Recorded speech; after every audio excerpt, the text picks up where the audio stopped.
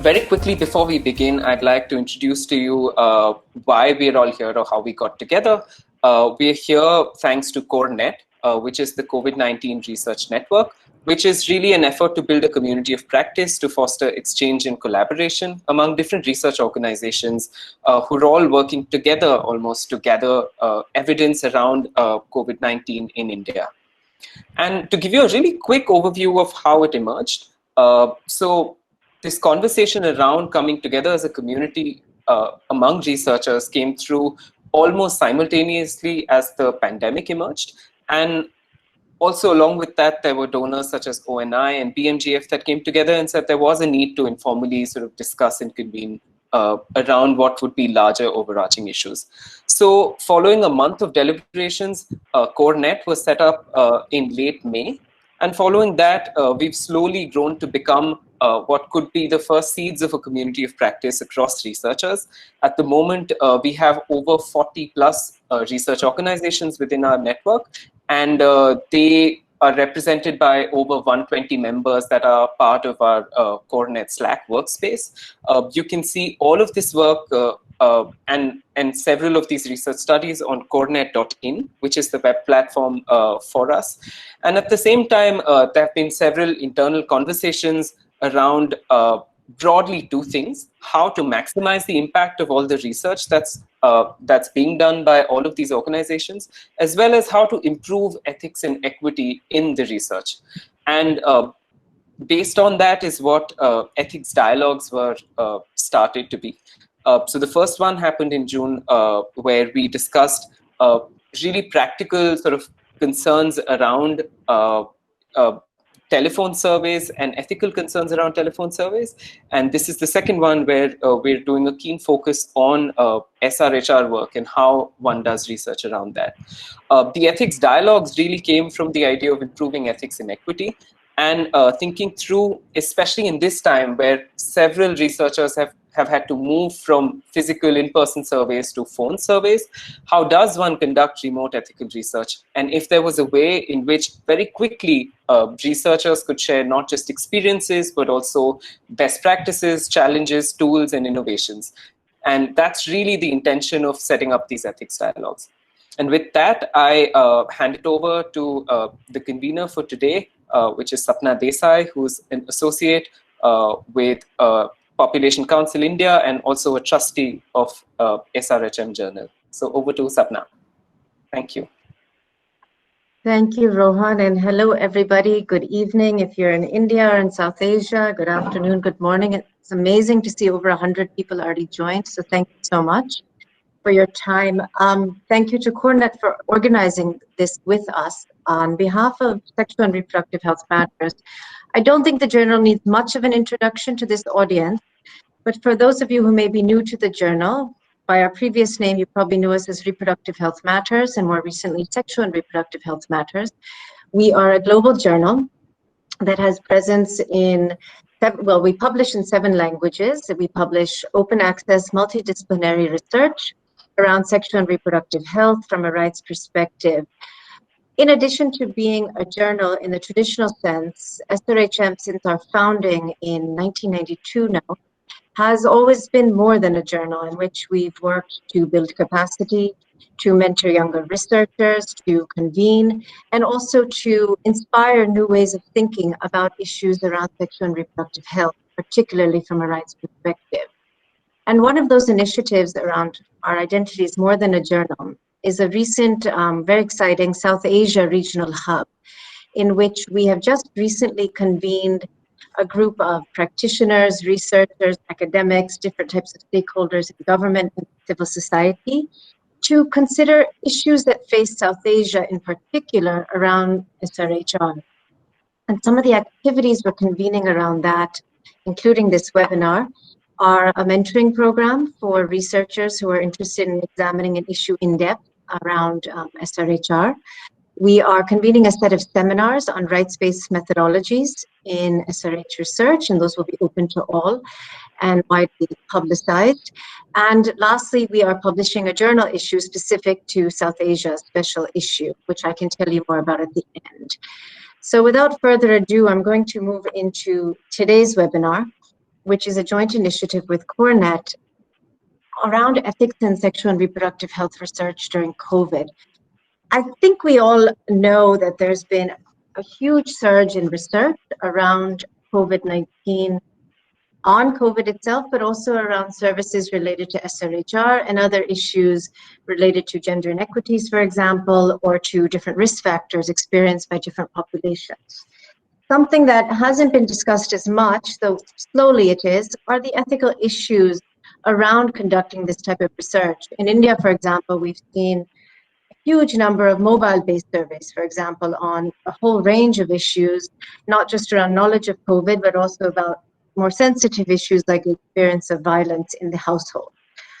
So today's discussion, we're really coming together to talk about ethics in the traditional IRB sense of thinking around processes around informed consent, confidentiality, anonymity, and equipoise, but also to go much broader in our thinking, to think about the balance of interests, for example, in priority setting for research, in power dynamics, in both conducting that research and sharing that research, the quality of research that's being produced, given the ways in which it's being conducted, and also participation in research in terms of both priority setting, the implementation of research, and the use of collected data.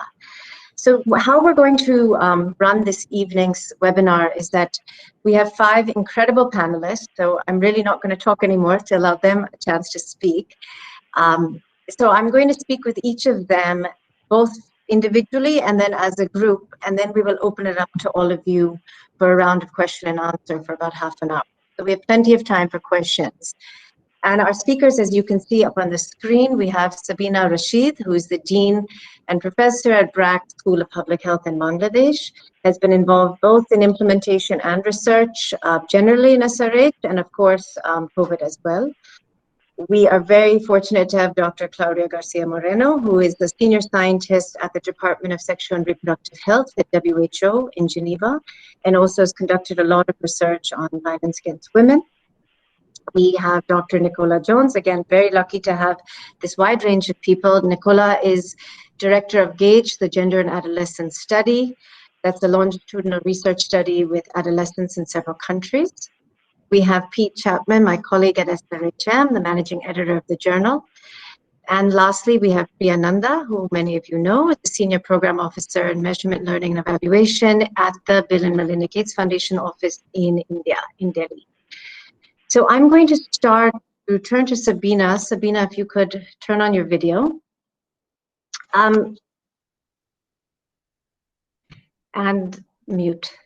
You have to unmute? Yeah. Okay, great. Hi, Sabina, yeah. and thank you again for being here. And as you see a very wide range of people here. So everyone will be very interested in hearing your perspective, both as a researcher and also as a practitioner of public health in Bangladesh.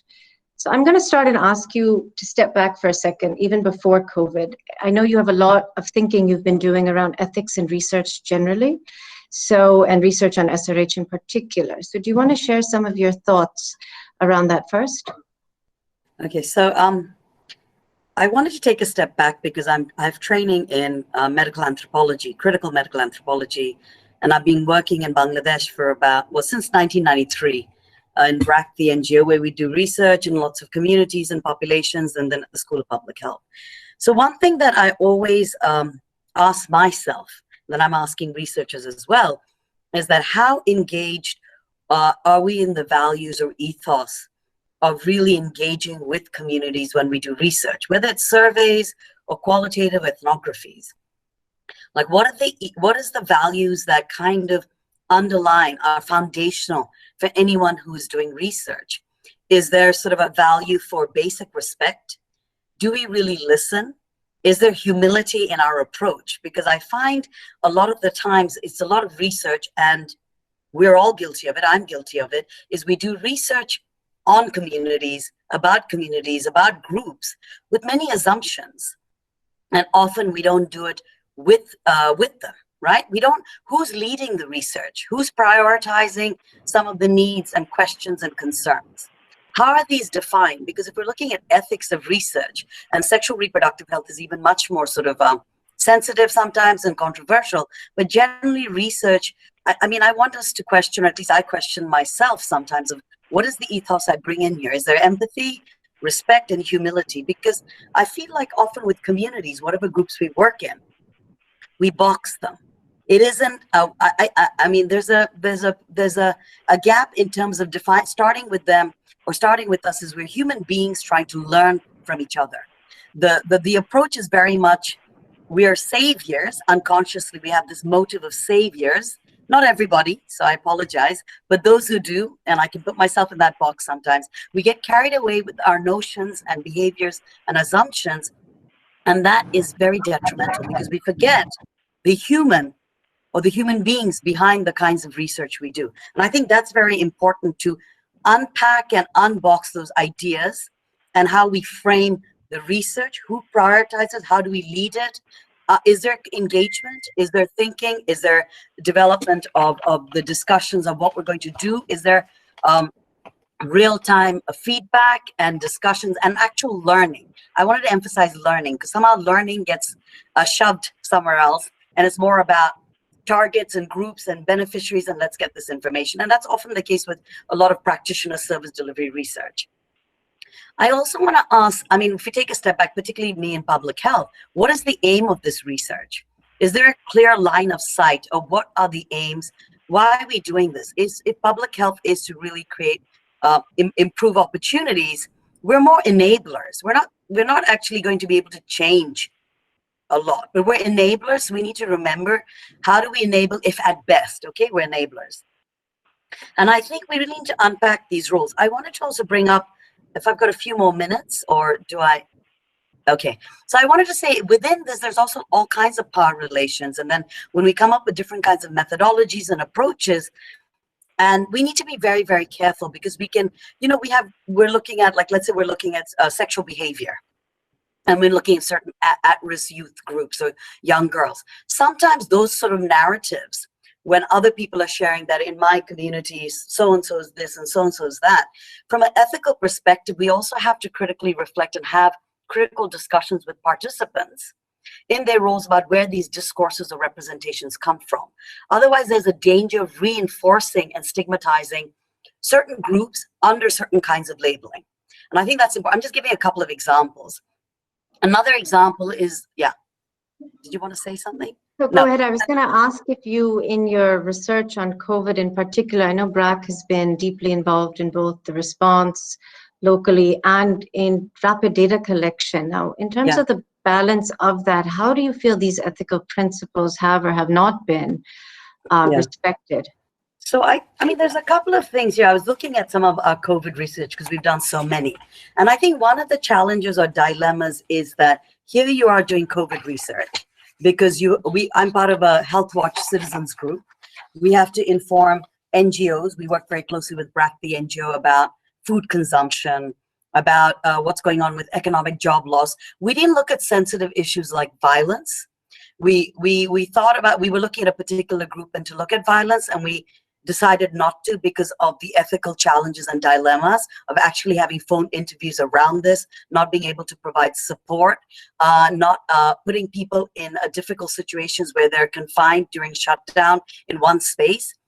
But what we found was that you have to look at what the standards and guidelines are. You can't just be like, because it's COVID, we need the information. But bearing that in mind, in some ways, you're also confronted with this information is urgently needed. The fact that some of our research and other research that happen rapidly, and it's not sort of methodologically, there's limitations, you have to gauge certain kinds of responses, we still got a sense that many people were not getting relief materials.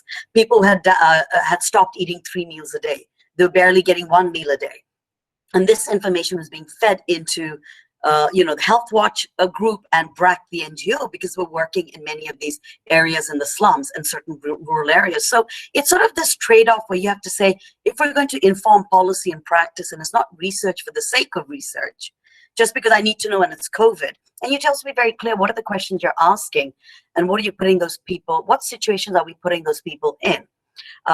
Because you're on a phone is better than a group discussion, because there's some level of anonymity. The surprising finding is because people were shut down, many of them wanted to talk, and we gave certain incentives as per the guidelines of every phone call. And I think it's sort of it's a tricky space to be in, but in our situation in Bangladesh and my role or our role at the school, we couldn't say we can't do it because information evidence was required to inform certain policies or programs on the ground. Can I just wrap up with 2 final points? Because I know there's many other and very, very, very Yes, important speakers. Please go ahead, Sabina, and then I'll turn to Claudia. Okay, so 2 things. I think one thing that worries me in research is that whether we want to call them, you know, tourist researchers or parachute researchers, this is an affliction that affects not only researchers coming in from outside the country, but also within the country. So I've worked with many national researchers who've never been to a village or a particular area or a city, and they go for a couple of weeks and somehow there's a sense of we understand the landscape. And again, it goes back to my earlier point of if we want to start from the bottom up, how much are we prioritizing the needs? How much are we prioritizing the context, the social, economic, political? And what I would say with these sorts of kinds of researchers, whether you're coming in from outside or within the country, there has to be some level of humility and acknowledgement that you need to learn. We all need to learn, because I see it all the time, and it's frustrating when we sometimes we perpetuate it or we allow it. And I think we need to, if we're looking at ethics of research, there needs to be some substantial conversations around how do you minimize these sorts of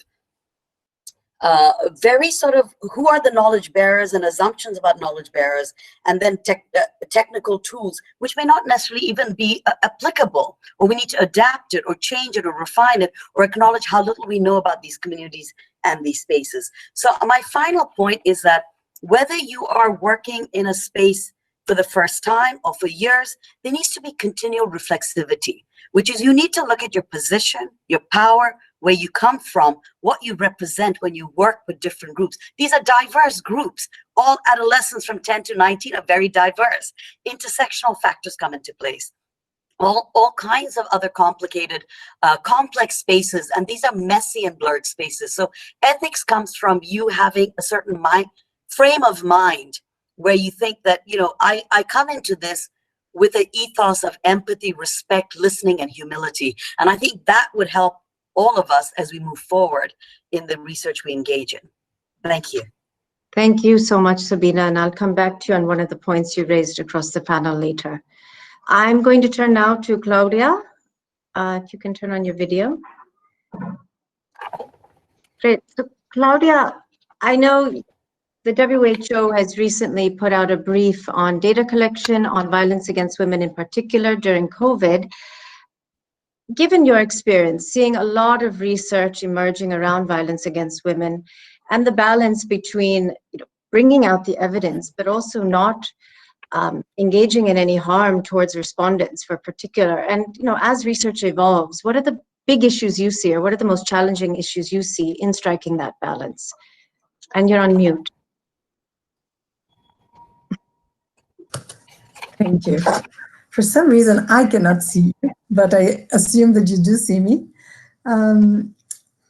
Thank you for that, and I really want to build on what Sabina has already said. I mean, I think that we have a long history of developing recommendations to ensure the safety of women when doing research on violence against women, going all the way back to the first recommendations, putting women first, which were date back to 2001, and then an update on that specifically looked at research on interventions. And I think that the first point which has already been mentioned is that we really should not do the study unless there is no other way in which we can obtain the data that we are looking for, and we are sure that it can be done safely and ethically, and that the data will be put to use. I think Sabina already said it's not about data for the sake of collecting information, but it's really about trying to identify what are those data that will be used for policies and programs. And what we saw during the early stages of the pandemic, and particularly in relation to the lockdown measures was, you know, a sort of gut reaction from many people who were rightly concerned about the fact that some of these measures, they're not causing violence. You know, the violence was already there before and will continue to be there after the pandemic, but they do exacerbate some of the factors that we know increase the risk or the severity of these violence. And similarly with the social and economic consequences, we know that these are all situations that exacerbate the risk of violence. And so we want to understand what is this risk? How do we best measure it? And the immediate, of course, option was to turn to either phone or internet or computer-based methods of data collection. And that introduces a lot of concerns, and I'll look at it from two angles. One is from the perspective of equity. You know, we know from research generally, not specifically to violence against women, that mobile surveys tend to exclude some of the, are more likely to exclude rural populations. They're more likely to exclude women than men. They are more likely to exclude women of low literacy. And so already just by the fact that we're using these new methods, we are introducing certain biases. And there's a very interesting report on the gender digital divide that really elaborates around all these issues of you know, who owns mobiles, are they shared or not, etc. And we know that women are disadvantaged. The other very important point is that any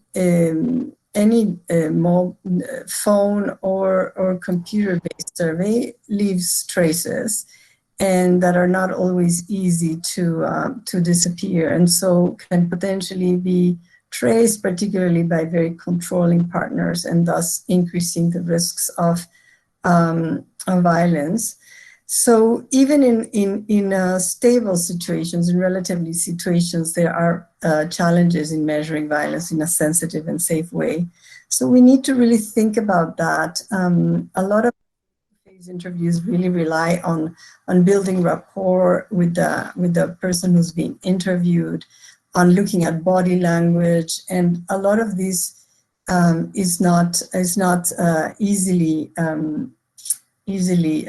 done through mobile technology. So we really need to make sure that that researchers who are relying on these mobile technologies really understand the safety issues, really have a certainty that the woman is not sharing the phone, that no one, or the computer for that matter, that no one is able to, you know, to overhear her. So putting all the safety safeguards that we would use in normal surveys, plus all these new additional considerations around mobile technologies. For example, some of the recommendations that have been made is making sure that enumerators have scripts, so that if somebody you know, comes into the room or picks up the phone and asks about the survey, they can have an answer, which is something we already did with we used to have what we call dummy questionnaires, that if somebody came into the room, if a husband came into the room during the interview, you would change and, you know, or you would start asking questions around menstrual health or other things. So similar things need to be put in place also in the when we're using mobile technologies. Some of the studies that have looked at apps always make sure that there's buttons to be able to, you know, safety escape buttons, things like that. So it requires a lot of additional thinking and planning, making sure that there's a safe number that the person can be contacted. So I think the really big message is, you know, do not prioritize data over women's safety. Be very, very aware of all the different ways in which women's safety can be put at risk when asking about violence.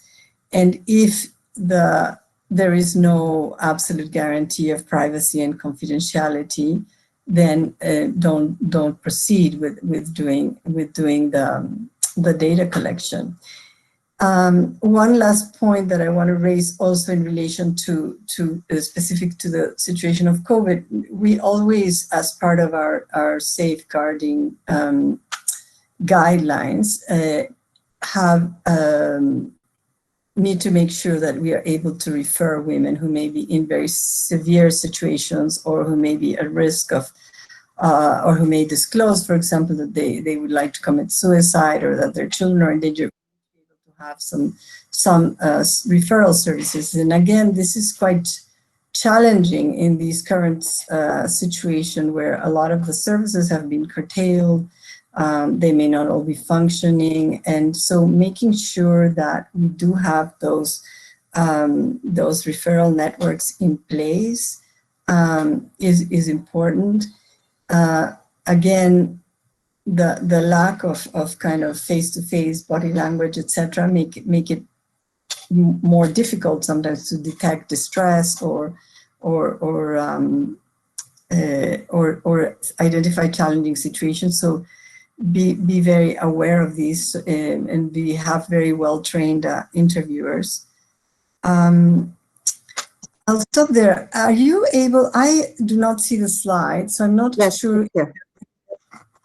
You are seeing the, yes. Okay, I am not seeing it, but I will. No, you've got comments that the decision tree is very helpful, and we'll be sure to circulate it as well to participants. And thank you so much. Can I just say a few words about the decision? Sure. So this decision tree came out of this concern that we were seeing a lot of, like, you know, people jumping into adding questions to these quick rapid assessments, and so it's really trying to make people reflect before they start to collect the data on what are the questions that we want to answer, and then are there other ways in which we can obtain that information. And, you know, encouraging people to do secondary analysis of existing, for example, records, looking at changes in the number of women seeking services, which we have seen can go either way. In some cases, we saw lots of increases in telephone calls or reporting, and in other countries we saw actually the opposite, that there was, you know, it was so difficult for women to be able to go out or to get in touch. So, but you know, looking at changes, talking to service providers rather than to women themselves, and then if we are going to talk to women, making sure that all of the safety considerations that we normally would put in place, plus the additional ones that we would put in place because of using these distant technologies, are in place. And as I said at the beginning, and I'll say again, you know, always prioritize women's safety over data collection. Thank you so much, Claudia, and we'll come back to you again at the end. And this decision tree in particular is incredibly helpful. I know the institutional review board I serve on has really struggled with this, and this is something not just for researchers, but also for IRBs to have in place, at least on hand. So thank you. I am going to move on to Nicola. You could turn on your video, Nicola. Hi. So thanks again for joining us. And Nicola, I think most people know about the GAGE studies and partners you work with on adolescent SRHR issues, but you've also been conducting a lot specific to COVID-19 recently. So can you tell us a little about the challenges you're facing with even the core ethics issues, which are challenging already with adolescents, but even more so given the way in which you've had to conduct research around things like informed consent and privacy, and also what new issues have emerged for you? And I know you have a slide. Great. Well, very important questions. So thank you for posing those. I mean, I think the first thing to say, if you could go to the next slide, is really, and the next slide again, thanks, is just how critical establishing trust and rapport at a distance is, and how we have really seen the value of the longitudinal study that we have come into play in this time. I really would emphasize, in terms of basics of logistical issues, we were able to move very quickly. We were able to get IRB updates rather than starting from scratch. We already had trust with very vulnerable young people. We had baseline values about their experiences pre-COVID. So it really has enabled us, I think, to pivot very quickly to look at this and to bring out information in a timely way. But as you say, there are many challenges. So I'd like to go through those. If you could just push the next one, you could just get a snapshot in the next slide. Thank you there. Of what we've been doing with our samples. So we've undertaken research with more than 8,000 young people through phone surveys, so 30 to 40-minute interviews with young people and their caregivers. We've also been doing in-depth qualitative individual interviews, and we've tried a bit with focus group discussions, which I'll come to in a minute, but with purposely selected vulnerable young people, so including those with disabilities, including adolescent mothers, those in very remote rural communities, and young people living with HIV, working also in sex work, for example, together with UNFPA in Ethiopia. So I think that's really enabled us to understand the specific vulnerabilities of young people who have otherwise been invisible in many of the discussions around the impacts of the pandemic. And then in addition to that, with our participatory work, we have also been carrying on with participatory photography, and we've done some work using digital and audio diaries for those who struggle to have to participate in the regular phone conversations.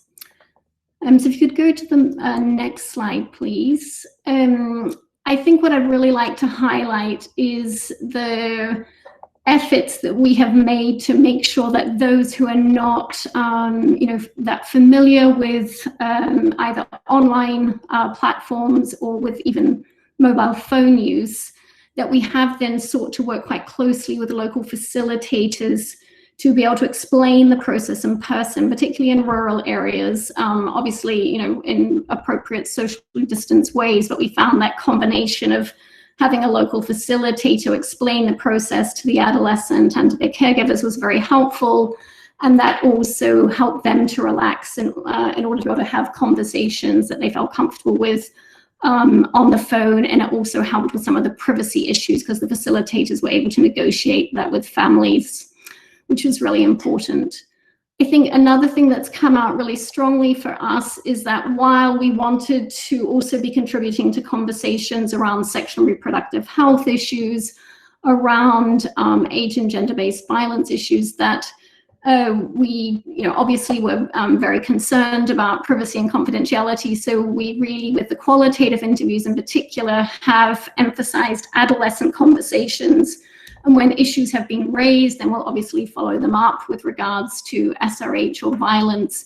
But we wanted to make sure there was plenty of space in these conversations for young people to be highlighting issues that they are really finding concerning at the time. So, for example, with refugees in the Rohingya camps in Bangladesh and Cox's Bazar, a lot of the young people wanted to focus very much on their concerns about food security, and had much less appetite for talking about, for example, shifts around menstrual hygiene and those kinds of issues, which was something that we had thought we wanted to focus in on.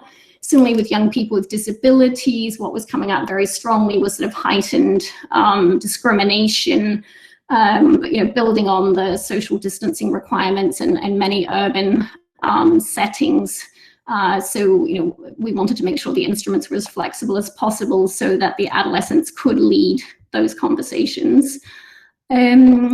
And then, like Sabina and Claudia have highlighted, obviously referrals have been a challenge. I mean, we had done our mapping beforehand. We work closely with partners like UNICEF, UNFPA, and government partners in a number of the focal countries where the work was happening. But with a lot of this work from home approach by governments and NGOs, there's been much slower follow-up than we had even anticipated. So we've tried, as part of our referral protocol, to stay in regular contact with those young people who seem particularly vulnerable. And the other thing that's really come out very strongly is how slow in many contexts emergency social protection has been to really reach these young people. And so I think there's a lot of lessons to be learned in that space. In terms of participation and inclusion, I mean, I would say here that we've really taken an inclusion first principle as part of, a feminist ethic of care. And by that, I mean that, in some cases, particularly with young people with hearing disabilities who we've been working with over quite some time in Jordan, for instance, and in some of the refugee camps, the data that we were able to collect through text messaging or some of the online platforms has been very limited. However, through we haven't been able to have sign language and interpreters as we usually would. But we have found, through conversations with their family, that they really appreciate the fact that, the program is staying in touch, is doing our best to, solicit their inputs and their insights. And so, that's really key. Similarly, we've found at the very beginning in Lebanon and Jordan, many girls talked about how isolated they were and how much they wanted to be, participating in small group discussions. So again, while I would say from a research perspective, the data was not as rich, I think because, people did have concerns about what they could share when it wasn't in person, they've, really appreciated that opportunity. So I think balancing inclusion with data quality is absolutely vital. And then, as Ed mentioned, we have been experimenting with a range of creative methodologies, and we've found that audio diaries and written diaries have worked really well, particularly with some married girls who have not had the space during the day to have conversations on the phone with the researchers, but have been able very late at night when their husbands or children are asleep to then record what they're feeling and to share that with researchers. And that's actually provided some very rich data. And similarly with the young people with hearing disabilities, then the participatory photography work that they had already had some capacity building sessions in prior to this has also generated some very interesting findings as well. I would also say, go ahead. I was going to say, I'm going to ask you to just stop here, but I'm not going to skip the point on mixed methods research because I'll come back to that to the panel. But if you want to wrap up with this last point, please go ahead. Yes, I'd be happy to. So on mixed methods, I guess just one thing that I think is really critical is to ensure that for doing work on SRH, that the researchers themselves are very comfortable with the topic and that they have the same kinds of progressive values that underpin some of the questions so that they can discuss that with both girls and boys and their families. And we have heard, for example, in our debriefing sessions from research we've just finished in MENA, how appreciative the young people were there, that they were being asked these questions, that they wanted to share the challenges they were facing, especially around lack of privacy and some of the struggles around menstrual health management at this time, but no one was asking them. So they were grateful to have that opportunity. And so I think that's also something we need to be more attuned to going forward. Great, thank you so much for those insights, and obviously from a unique set of existing longitudinal studies that are mixed methods, which sort of, I suppose, addresses some of the issues that the more rapid research studies are facing. So thank you for that. I'm going to turn to Pete now, Pete Chapman from SRHM. Hi, is Pete there? Hello. Yeah. Hi, Pete. So, Pete, as a lot of people here know, SRHM, we put out a special issue on COVID-19 and SRH. Do you want to tell us a little bit about two things? One is the ethical issues that you saw that emerged with the submissions and the research that was published, and also your general sense of the quality of it. So the vast majority of submissions that Sexual and Reproductive Health Matters received in response to the COVID call, they've been commentaries and perspectives rather than research. And obviously, while these are crucial for advocacy and agenda setting early in the pandemic, they're not primary research themselves. So we adjusted the call for papers latterly to focus on evidence and primary research, and we're anticipating more research submissions later on this year. I think the early research that we've seen has been predominantly in medical and clinical in nature, and certain ethical issues have emerged in those fields. For example, the Surgisphere datasets and the Lancet and New England Journal of Medicine retractions. I think it's important for us as editors to keep apprised of these and to anticipate any potential ethical issues that might arise in the SRHR field. So I think in this respect, we've been given something of a heads up on what's been happening in other fields. And so we can set the agenda in terms of our ethical expectations for authors. I think what's important here, and this is sort of a theme throughout the considerations and elements that I'll discuss, is transparency and accountability from all stakeholders, really. I think, for example, what Sexual and Reproductive Health Matters is currently doing is conducting an audit of our editorial policies and instructions for authors in order to ensure that what we expect from our authors and how we communicate this is clear from the outset. I think there's little point in expecting certain standards or adherence to guidelines from authors if we don't make them sufficiently clear in advance. Obviously, if we don't make these clear in advance, it can lead to delays in assessment and dissemination of research, which is obviously potentially a very difficult situation to be in. I think some examples here are looking at journal policies on research data sharing and whether they're consistent, for example, with the fair sharing principles, and that's fair as in findable and accessible, interoperable and reusable, while obviously adhering to ethical and data protection safeguards. Another example is editorial commitment to checking for appropriate ethical oversight and consent processes, and whether in the pandemic more stringent checks and policies are required.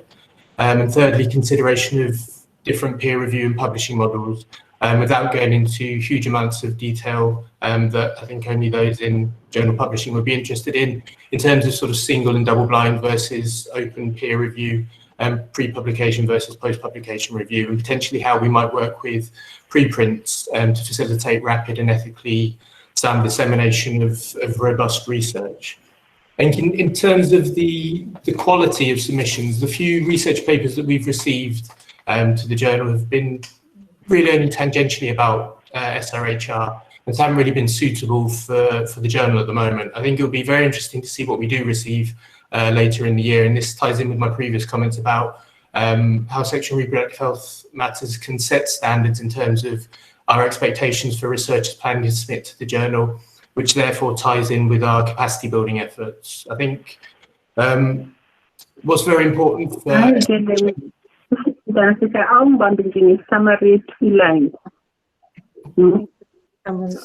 Could everybody mute their microphones, please? Thanks. Go ahead. I think what's very important for the journal is that we won't, and other journals shouldn't, compromise quality and rigor for the sake of providing a quick outlet for COVID research. I think obviously we have to balance this with the necessity for rapid dissemination of research, but these are all important considerations and ongoing conversations. I think an example here is that ethics committee or IB consideration or oversight wasn't clearly defined or even discussed in some of the early survey studies on COVID that the journal received. So obviously these weren't suitable for consideration. I think it's really important that as a journal and being in the position that we're in, it's really important that we continue to assess every research submission via this lens and are fully cognizant of the ethical implications and the ethical requirements for the research that's submitted to us. I think. Sorry. I was just going to finish on saying that I think even if an IRB has approved the protocol and consent processes, I think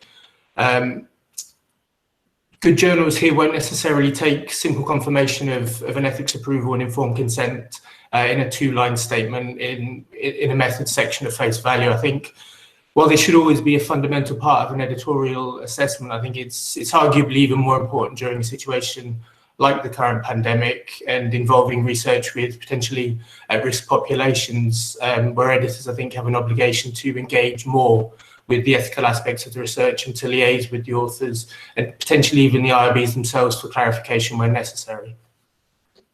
So thanks, Pete, for that insight. And given also something Sabina raised earlier, alluding to power dynamics between research teams and implementers, and SRHM has had a long history of really, I think before most journals started talking about where authors are based, this has been enshrined in the policy of the journal, in terms of ensuring that local authors and collaborators are indeed in lead positions. What has been your experience with the set of COVID commentaries and research you've received around that? And also maybe you can close up with your wider thoughts on how COVID is impacting publishing in general. Sure. I think the issue of power is a vital one, and as you say, equitable collaboration and authorship is a major priority for SRHM, both as an organisation and as a journal. I think this is both during and beyond the pandemic. I think equal respect and fairness and collaboration is vital that it continues from the research through to authorship and publication. So at the moment, what we're doing with the journal is we're asking what more could we do to encourage and facilitate this. And again, it speaks to the point about laying out our standards and expectations as clearly and as far upstream in the research submission and publication cycle as possible, so that researchers planning to submit to the journal know in advance what our expectations are in this regard.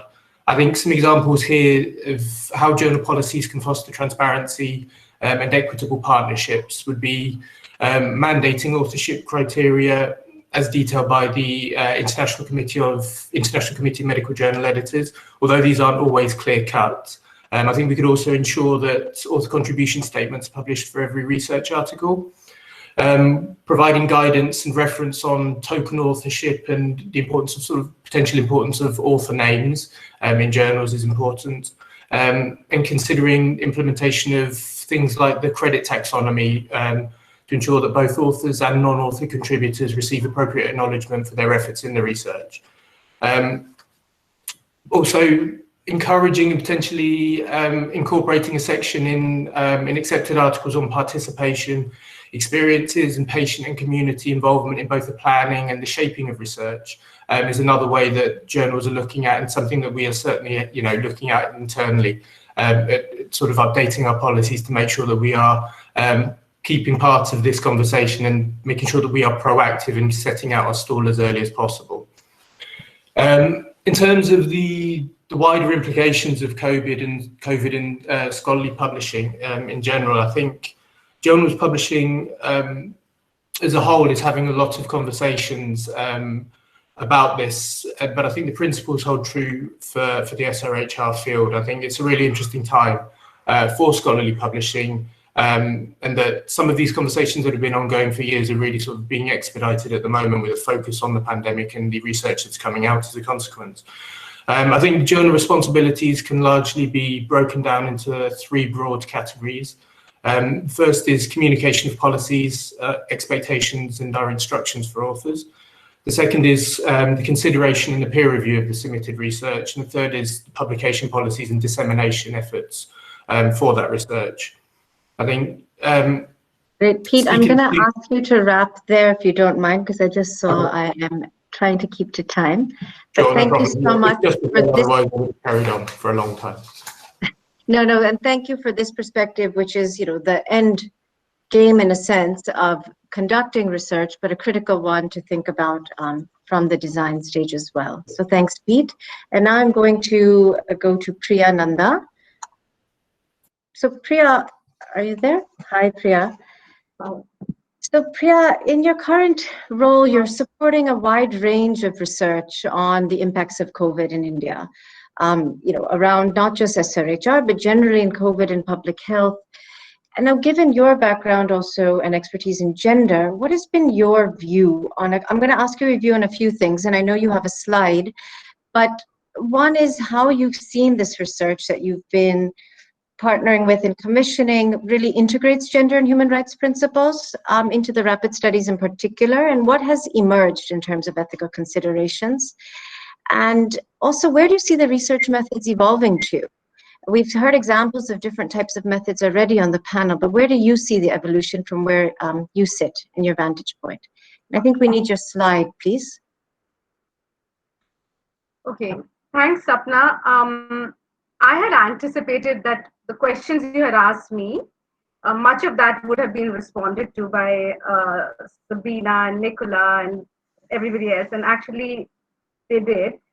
So I chose to kind of step back and reflect. I'll reflect on your questions, but really from 3 months into the COVID pandemic and looking at, really building a community of practice through CoreNet, which now has over 40 organizations represented, and really having a lot of deep conversations around ethics through several virtual coffee hours and one panel like this that we had, our first ethics dialogue, where a lot of these concerns were coming up by the community of researchers. And that really led us to interrogate our own practice. Can you see my slide? Because I can't.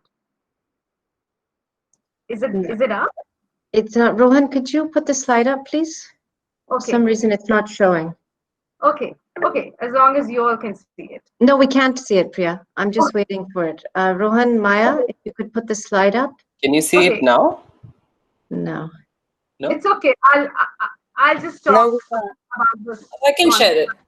Yeah, and it'll come up. So, I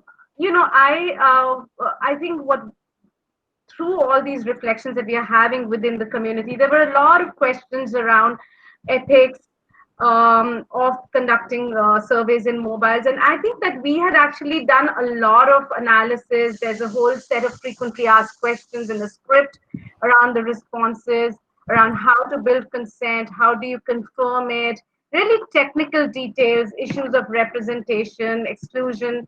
What I think we are at a point where I definitely feel that we need to reinterrogate our roles as researchers and as those who are catalyzing and encouraging and motivating the community of research.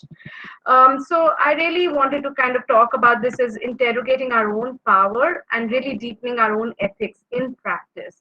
The last coffee hour, the discussion really was about practice, not about what is in the protocol, but what is in practice. And that's why I call it really interrogating power and practice beyond protocols, because there is one act of research from the time you conceptualize it to the time you build a protocol and take it to IRB and get your approval. The second part is really the practice, where a lot of the discussions that others have had on this panel have talked about, how do you really build training, how do you build support, how do you build referrals.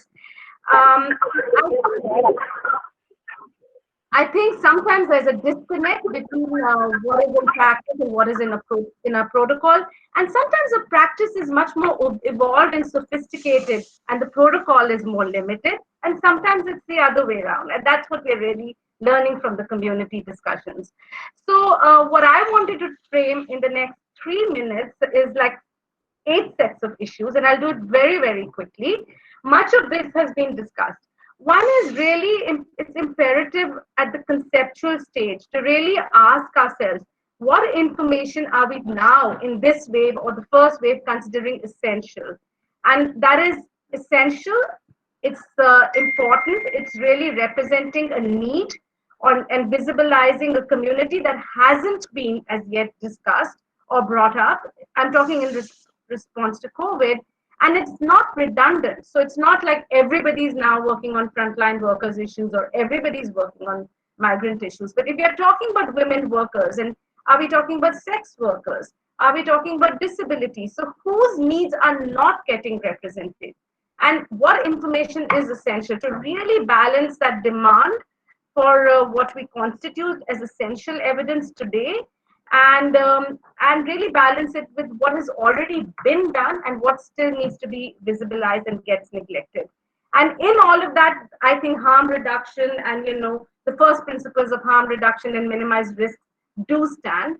But I think it's not only about inclusion, it's also about we as a community, what are we prioritizing as needed to be done. And that means that we have to constantly interrogate ourselves and our practice and be intentional and intersectional in our practice. The second is around representation. Now, often in the community, we kept discussing representation in terms of how do we know what our true sample is, who's included, who gets excluded, and it often boils down to very technical discussions around sampling error and being able to back calculate and account for the sampling error or non-sampling error. But the point is, it is really a choice we are making about who's getting excluded, sometimes inadvertently, but sometimes intentionally, because it's very difficult to really sample disabled people. We don't know how to get to the most vulnerable. Migrants has become a category, but it's a very heterogeneous community. What about wives of migrants? What about women in informal work who've been completely dislocated because their work was in their homes, and now their homes don't give them the time and accord them the space to do that work, not to mention all the other issues around COVID. So there is all of this representation that, and it goes back to what gets conceptualized and therefore what gets represented. The point about power and reflexivity is really that I think Nicola and others have talked about the choice of methods and the choice that our methods and our research is bringing. In this whole creation of the evidence journey, I think when it's easy to develop a survey and it's easy to say that, these are all the important issues and we've kind of looked at the prior evidence, but the prior evidence has also brought in some biases and it's neglecting certain issues. So what are the ways in the way that our research and our design of surveys can really get to things that are true effects, that are not really getting measured easily? And this is difficult. This is difficult, which means that the imperative to get to something fast may be something that we now need to rethink. Initially, the first wave of research was really fast, prompt, because it was like, we need the timely evidence, we need to account for it now. I think what we're seeing is a little bit of slowdown and a little more reflection, and I think that is good. About consent, I just wanted to say there are written scripts, there are unwritten scripts and cues, and what we are learning from our community is all of those cues and unwritten, intangible, unspoken, that you have to decipher from mobiles. And it is really maybe, going beyond technical details of recording and reading, but to be really aware of other cues such as pauses, time or lapse between when somebody says yes to the time that you finished asking a question. I think this really means astute training and sensitivity to the context of the conversation you're having and with whom. I think Claudia's slide and graphic was really powerful, because we've really been thinking around issues of violence that is coming up repeatedly. We know it is there. There is almost a fear to broach on this, because we know actually our referral systems are not set up to really accord the protection that might be needed should this happen. And our first wave of researchers were not prepared for what they saw and encountered. And sometimes we said, can we use proxy questions or not ask the questions? And the real dilemma is, in the absence of referral services that I've just said are dismal, violence and not asking these questions, we know violence against women remains underreported. So that is a real quandary. Do we not get this data? Do we let it remain underreported? Or, as Claudia said, there are other ways. Can we use AI technologies to really look at, scape many helplines and back calculate prevalence? There are ways to do this.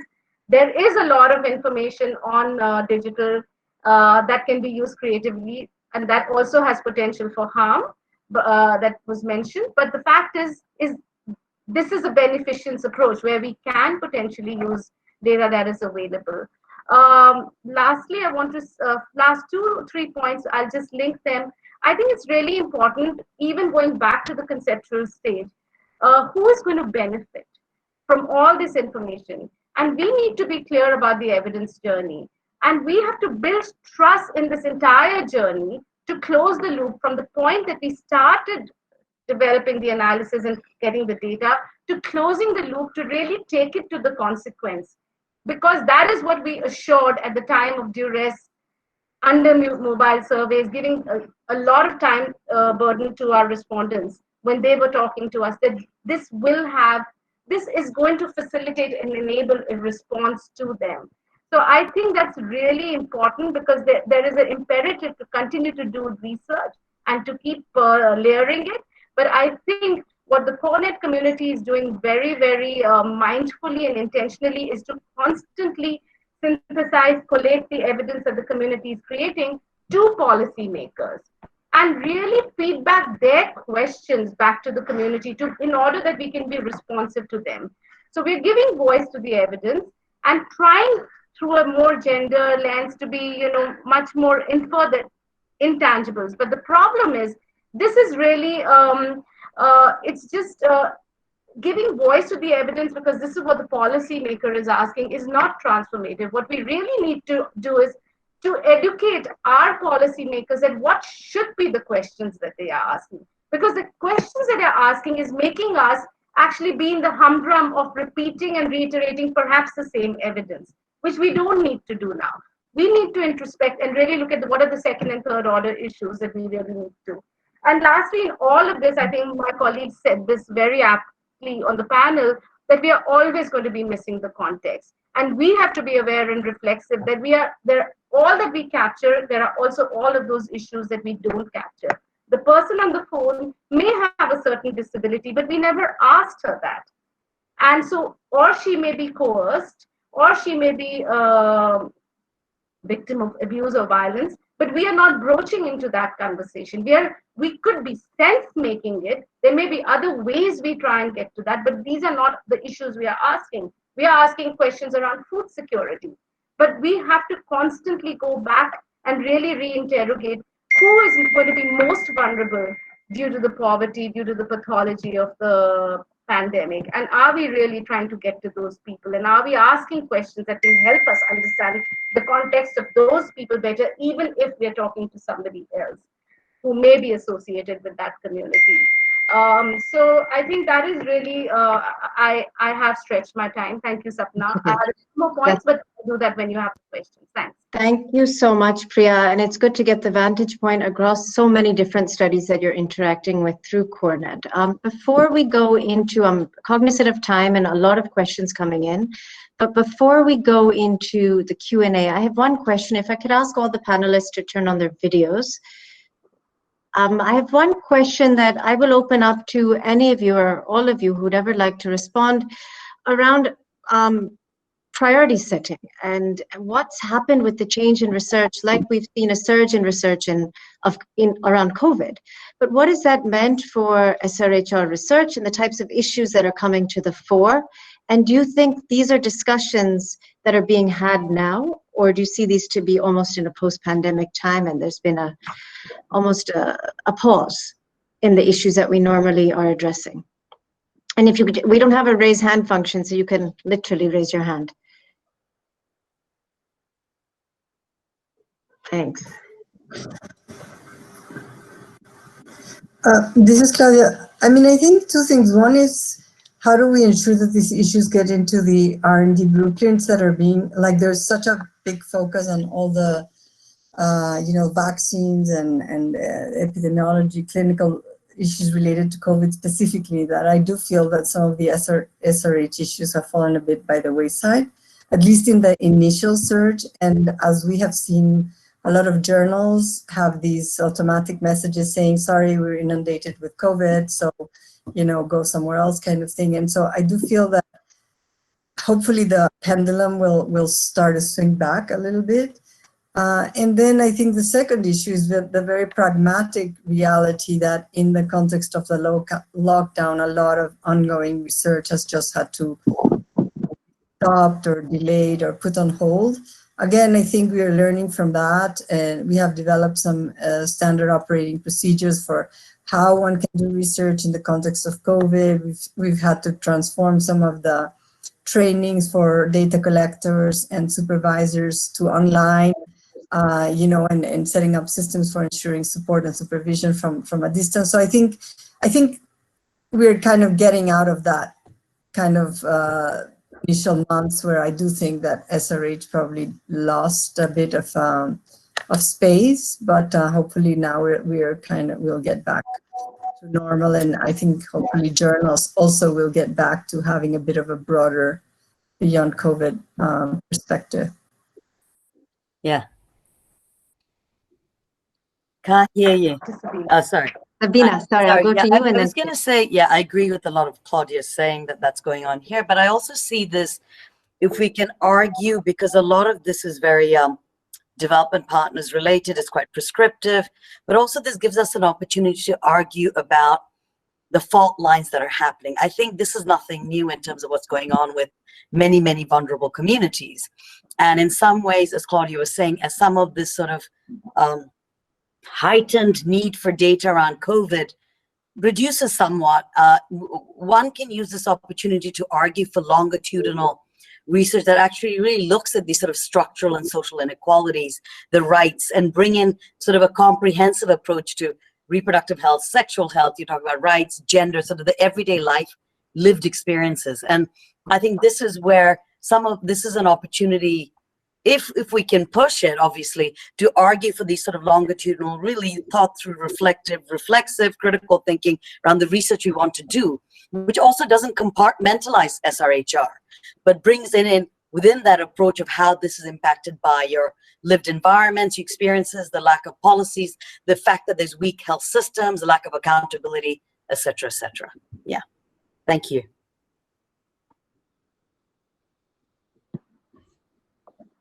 Sapna, you're kind of on mute. Yeah. Sorry. Yeah. No, I'm not. Priya, why don't you go ahead? No, Nicola has a hand. I'll follow her. Oh, Nicola, go ahead. And this really calls to the power, I think, of your existing research. Thanks. I just want to make the point. I feel like at the moment, you know, I think it's being reflected in a number of the presentations. We're hearing a lot about what might happen. You know, rightly so, we're drawing on theory from previous experiences, but I think there's a lot happening that's surprising. And I think when we do bring that out, the initial reaction we're getting, at least from some stakeholders, oh, but that wasn't what I was looking for. That can't be happening. Are you sure you've got the answers? So, for example, you know, the point I wanted to make when we've been doing some work in Ethiopia, where we wanted to be getting information around SRH, was that wasn't what all of the young people wanted to discuss. It wasn't their priority. So particularly young people with disabilities, that was something they didn't want to focus on. And, you know, it was much more around, you know, the heightened discrimination that they felt that there had been progress in their communities before, and now there's been huge steps backwards in that regard, with the pandemic being sort of used as an excuse. So I think just making sure that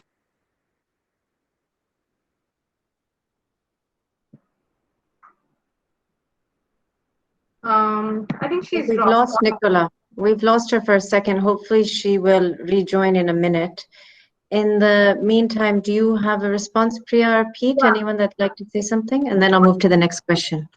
Oh, did you want to ask your next question? Because no, go ahead. If you have a response to that, then I'll go ahead. Okay, no, I was only going to build on this conversation that I think what we've really observed is this whole idea of what is essential within SRHR services, and the whole contention is who decides what is essential, and the essential framing was very much in a very instrumental way, and rather than really looking at neglected issues. So, for example, the issues of adolescent sexual reproductive health needs hasn't come up in research, and we've been looking for data. We've been looking for, you know, even if there were any ways in which we could understand whether there were distress calls to helplines for sexual violence, at least in India, but we also haven't seen much global data.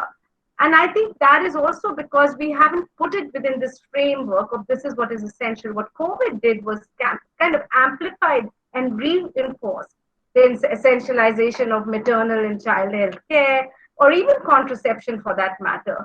But around adolescent sexual reproductive health issues, because they're largely invisible and neglected, it didn't come up. And I do think I wanted to also, your question around methodology, we've seen some of our work that OPM has been doing around facility ethnographies, where they already had a panel of facilities that they were doing work with pre-COVID. So they could seamlessly enter the conversations and build into much more intersectional issues and conversations post-COVID, but that wasn't possible with new samples where you didn't have any rapport. So I think having longitudinal data and having pre-COVID data has really been advantages to dig deeper and to get through some of these issues that otherwise are very difficult to approach in short mobile surveys. Thanks. Thanks, Priya. Sabina, I'd like to add something. And there is a question, if you want, I'm going to ask you to add onto something else so I can get to participants' questions too, Sabina, which is very quickly, around dissemination. Yeah, I was going to add that our advantage was that we did have access to existing databases where we worked on the COVID, but it's something very different about methodological. What I find also with investment in research, there's never enough time given to that kind of dialogues, orientation, reflexivity, and training. The training is kind of rushed through on tool development. You go to the field, you do a few debriefs. I'm putting it out there is because I'm involved in so many research grants. And when it comes to the crunch, we talk a lot about this, but I don't see an investment within institution, within international partnership consortiums. It's always a shortcut approach as long as the data is collected. And I think we can't even rethink our framing. I mean, some of the things that Priya was sharing and Claudia and Nicola and all of that. In reality, it starts from the beginning, and if there's no investment in that, it is unfair to expect researchers. If someone's coming from another country, there's certain assumptions. Someone from within the country, they just roll it out. It's literally like data collection, and target approaches and beneficiaries. So really, I think there needs to be some critical thinking about how much investment do we want to do if we're talking about ethical issues in research, particularly SRHR, but generally in research, and that's something everyone needs to think about. Thank you, Sabina. And I think, Nicola, are you back? I think she is. Okay, I'll wait. I'm going to turn to one of the questions from, oh, you are there. So, Nicola, I'm going to ask you to take two. One is to complete your last point, but also to talk about your experience in dissemination with communities with whom research has been conducted, and then what you've had to keep in mind given the sensitivity of the information also being collected. So I'm afraid my mind has gone completely blank once the screen went down, so I can't finish my past thought unless you can prompt me on that. But in terms of dissemination, I think that is critical, and we have been holding stakeholder meetings with both national and subnational governments as soon as the initial findings are out. I mean, I think, Sabina's point is a really important one, and Priya's as well, that, it's going to take a lot more processing to really understand the complexities. But I think because with COVID, the situation has been changing so fast. In Ethiopia, for example, we were asking people when there were very few cases how they felt. That's obviously very different today when, you've got 60,000 cases. So I think, one of the things I'm concerned about is waiting until we have, things published in journals. I think we have to find better medium for doing presentations with communities, for having these kinds of discussions, while also working in the background towards more scholarly outputs. But I don't think there's a well-accepted or well-recognized sort of mechanism for that. We have policy briefs, but as someone who's put out, I think, maybe 15 in the last couple of months, I think, many of us are having sort of death by policy briefs. So I think we need to think collectively, what else can we do to share these findings in a more, exciting and innovative way, but that's, also timely. Thanks, Nicola. And I think that raises the question for any of the panelists. There are two questions. Sabina, I see your hand up. One is around, a lot of the questions from the participants I'm seeing are around best practice and where you've seen a lot of these principles actually been operationalized. If you can provide concrete examples on two things. So one is in really seeing gender and intersectionality, for example, integrated into existing research on COVID. And the second one is around how you've seen reflexivity integrated in practice. And I'm going to open it up to allow you to respond to what you'd like. Sabina, I'll start with you because I see your hand up. I was going to respond to something else earlier, if we're allowed to do that, Sapna, and be a bit of a disruptor. I think one of the challenges is when you are, whether you're an academic or a researcher or a development partner, there's certain expectations on deliverables. So while the communities, heterogeneous as they are, remain powerless and often bottom of the hierarchy of who we consider our stakeholders. The thing is that it's often about the government or certain donors who want to see X number of deliverables, or certain researchers, or your vice chancellor, or your, you know, XYZ. I'm absolutely, to put it bluntly, out there, because it's about research that needs evidence. We need discussions, and that's important. I think that the publications, the policy briefs, and we do that anyways. We're working the GAGE project. It's been really interesting. It's longitudinal. But I think one of the challenges we face in a structural system, a system that doesn't create enabling conditions, one is, yes, we need to reorient our focus on how do we do that given the multiple kinds of demands. But two, the way it's structured, the systems of research and evidence and the way it's structured is very much about policy briefs and publications and about continue to get the evidence out there, which is important. But somehow I find communities are sort of brought in, and I'm guilty of this. So this is just, you know, where they're brought in token at times to do a tick, but really they don't count. And I think one of the questions we're having in these discussions, and Nicola and Priya and Claudia, we're all trying to say, is that how can we do this better? Because we recognize this is a real need. And that's what I wanted to say in terms of, you know, the reality of systemic kind of structures and then the boundaries we have, but how do we push back in ways that also recognize this and we have critical reflections or discussions around it. That's what I wanted to add. I want to leave it to the expert around best practices, but I really wanted to say this. Yeah, thank you. Thanks, Sabina. And maybe Claudia and Pete, you can talk a little bit about where you've seen reflexivity or other good practices in real life. I mean, people are experimenting, we're learning as we go. So where you've seen examples, and Claudia, in your case, also people choosing not to conduct research, for example.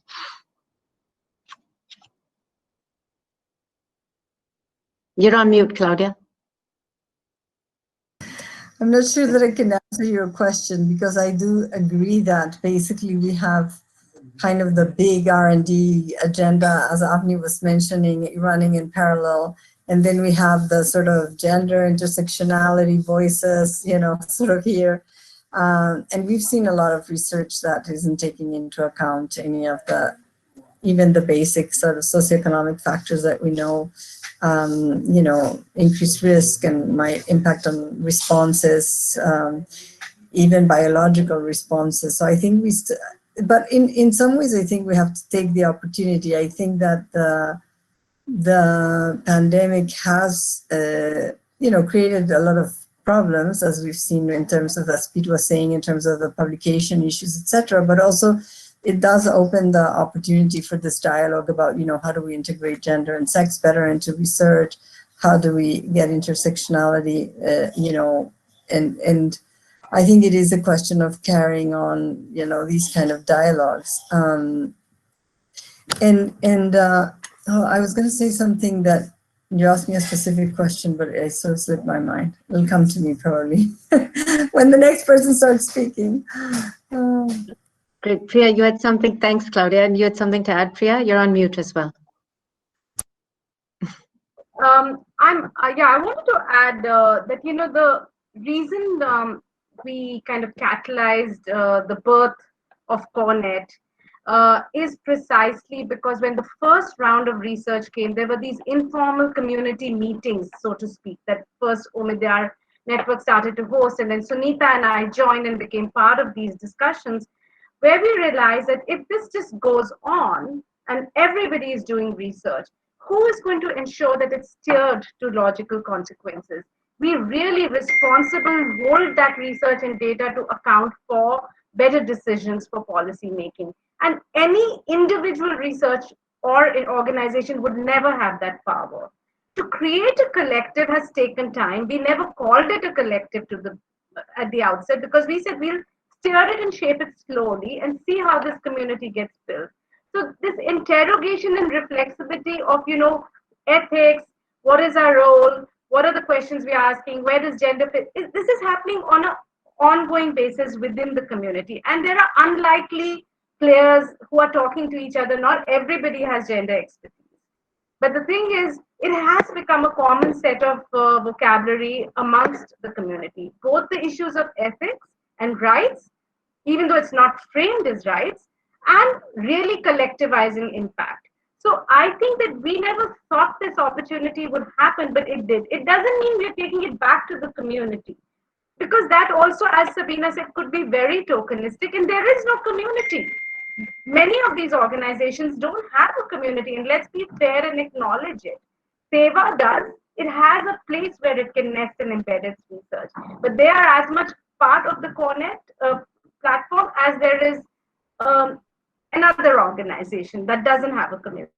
So I think there's a heterogeneity of organizations, but now they're beginning to speak a common vocabulary and really create common norms and standards, both around what we practice, what we do with the research, and how do we take it to its logical conclusion. And I'm not saying this is perfect, it's a journey, but that is the journey that we've begun. And I think that, to me, is very powerful. Thanks, Priya. Pete, in your experience with what you've seen in terms of submissions, have you seen people being really honest? Because I think this also, reflexivity, requires a humility and an honesty about challenges faced, and also what people choose not to pursue, and also quality implications on research. Have you seen any examples or concrete examples of any of these?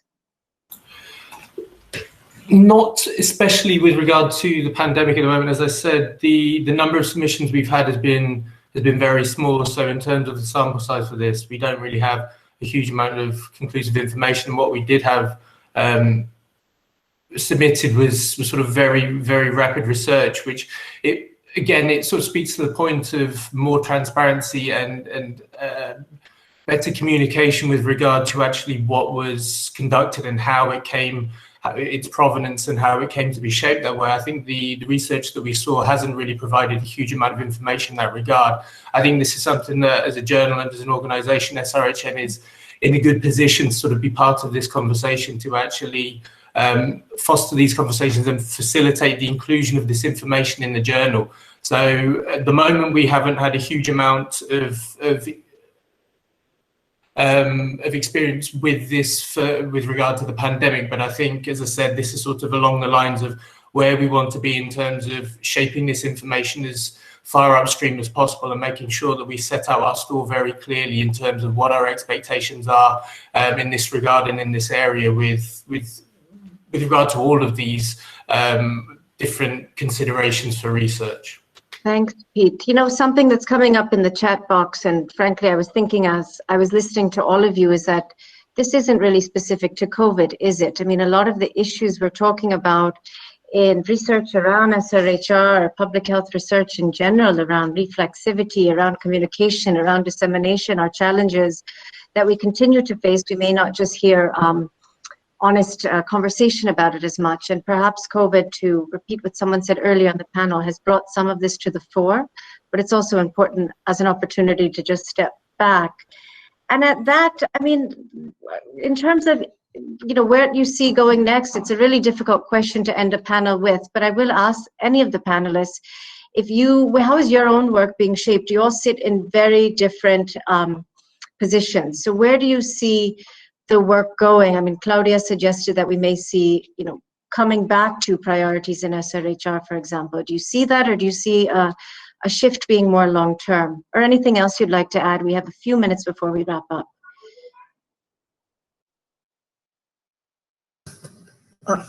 I have to run to another call, so I'll go first. I think, as we said, that in some ways, I think there is an opportunity for these dialogues, and so I think we need to continue on that. And in some ways, you know, like trying to infiltrate the more mainstream agendas and setups. I think that's one of the things that we've been trying to do, you know, with Avni and others in our team, is, you know, how do we make sure that if they're going to be doing a research on, you know, essential health services, that GBB is there, and not just, you know, your traditional family planning or abortion or whatever it is. So we have tried to do the sort of infiltrate/integrate, you know, into other existing more mainstream SRH research. And that's just one strategy. And I'll say goodbye with that, and thanks for everyone. It's been really interesting and happy to have been here. Thank you so much, Claudia. And to the rest of you, I am I'm getting messages that we do need to wrap up as well. If anyone has a burning point for a minute, please go ahead, or otherwise I will wrap up. Hi, this is Avni. Just a quick Can I just say one point? Yeah, just Go ahead. one sort of thought is also to maybe have these conversations, and particularly since Priya and Sunita and others are there from a funding perspective, to really have this conversation and dialogue with other funders of research on of COVID, because a lot of that funding for COVID is going towards mainstream without this kind of analysis and shaping what research gets funded and what doesn't. So for me, that is one dialogue, and also a dialogue with journals that are publishing a lot of the COVID and non-COVID related research. I mean, I'm seeing still far too many trials of phase 1, phase 2 COVID vaccines with basic sex disaggregated analysis, and after 25 years, we shouldn't have to shout about this. So it's just talking to the non-converted here that we need to do. Thank you so much, Avni. And there's no better way to end a panel with two very clear action points. So one being funders also engaging with other funders in some of these critical questions, and also journals engaging in the production of research and the principles. And I think everyone agrees here that this wasn't limited to just COVID, but it does give us an opportunity to reconsider these questions. At that, because we are at time, unfortunately, I'm first going to thank the panelists for an incredible set of perspectives, and I think you'll probably get a lot of mails after this, but thank you again for your time. Thank you. Thanks, Sapna. Thank you. And thank you also to, on behalf of SRHM, to everybody for participating. And I'm going to turn to Rohan to have the last word on behalf of CoreNet. So thank you all again. Yes. Thanks so much, Sapna, for this. I'd also like to particularly thank Dr. Esther Kismodi and her colleague Alex, who've patiently and tirelessly worked with us to put this together. We've had over 350 signups for this session, which already tells us how urgently more and more people are thinking about this. Thank you all for this great conversation. And if you'd like, if you have any questions that remain unanswered in the chat and would like to follow up with any of the speakers, please feel free to write to us at hello@corenet.in, and we'll put you in touch with any of the speakers. And yeah, with that, thank you very much for all of your time. Thank you, Sapna. Thank you to all the speakers. Great. Have a good evening. Thanks. Good night, everyone.